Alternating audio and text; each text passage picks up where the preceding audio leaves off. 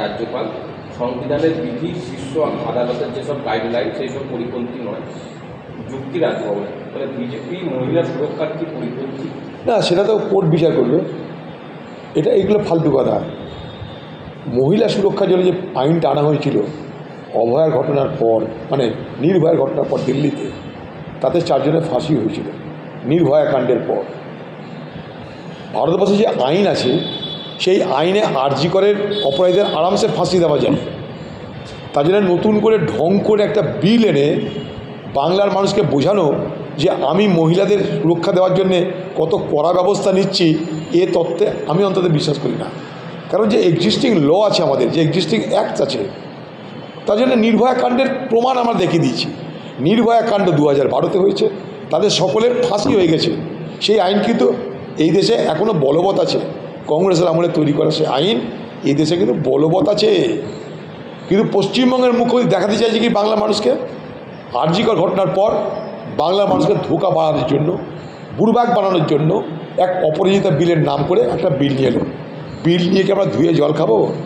আপনার পুলিশ তদন্ত করেনি, আপনার পুলিশ অপরাধীদের বাঁচাচ্ছে, আপনার সরকার অপরাধীদের বাঁচাচ্ছে। হাজারটা রকম পরাজিতা বিল নিয়ে এলেও এখানে কিছু হবে না। কারণ এখানটায় যে তৃণমূল এবং সরকারের যে আশ্রয় থাকবে, প্রশ্রয় থাকবে, সে সবসময় অপরাজিত থাকবে কিংবা অপরাজিতা থাকবে, তাদের কিচ্ছু করতে পারবে না। স্বাস্থ্য দপ্তর যেমন ছিল তেমন চলছে। স্বাস্থ্য দপ্তরে ভয় দেখানো হয় তৃণমূলের পক্ষ থেকে, তৃণমূলের হার মাদ্দা ভয় দেখায়, বাড়াবাড়ি করো না, আরজিকর করে দেব। দিদির দলের কাছে আরজিকর তো মডেল, অর্থাৎ আরজিকর করে দেব, এটা দিদির দলের তরফ থেকে হার মাদ্দা। আজও মানুষকে ভয় দেখানোর জন্য, মেয়েদেরকে ভয় দেখানোর জন্য, তাদেরকে নতি স্বীকার করার জন্য আজও তারা এই স্লোগান দিচ্ছে, আরজিকর করে দেব। তো যে রাজ্যের তৃণমূল পার্টির লোকেরা আরজিকর করে দেব এই ঘটনাকে স্লোগান বানিয়ে দিয়েছে, সেখানে পরাজিতায় বিল আসুক, অপরাজিতায় আসুক, কিছু হবে না। তাই এই নাটক না করে যা আইন আছে সেই আইনে সাজা করে দেখিয়ে দিন, সেই আইনে সাজা হয়।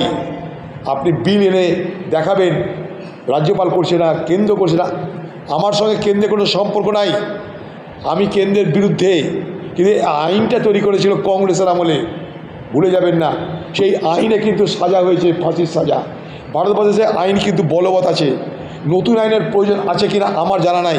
আমি মনে করি নতুন আইনের কোনো প্রয়োজন নেই, কারণ আমাদের যে দেশে আইন আছে সেই আইনে একজন না হাজার অপরাধীকে ফাঁসি দেওয়ার ব্যবস্থা আছে। সেটা করছে না কেন? যদি এই আইনে আরজিকর কাণ্ডের অপরাধীকে ফাঁসি দেওয়া না যায়, তখন আপনি বিল আনুন। যদি লিগাল ইনফরমেটি থাকে, আইনে যদি কোনো কিছু সিদ্ধ না থাকে, সেখানে তো পাঠাবেই। এটা মানে এটা নয় যে আমি কারোর পক্ষে বিপক্ষে কথা বলছি, বিষয়টা তা নয়। বিষয়টা হচ্ছে বাংলার মানুষকে ধোঁকা দেওয়ার জন্য এই বিল আনা হলো, যার নাম অপরাজিতা বিল। তৃণমূলের আশ্রয় যে থাকবে, তৃণমূলের প্রশ্রয় যে থাকবে, সে সমস্ত হারমাদরা সবসময় অপরাজিত, তাদের কিছু হয় না। তাই কসবায় কিছু হয়নি, তাই আরজি করে কিছু হয়নি, কোথাও কিছু হয়নি বাংলায়।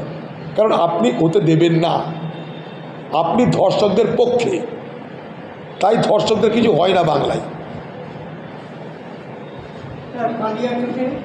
কালিয়াচকের পরিযায়ী শ্রমিককে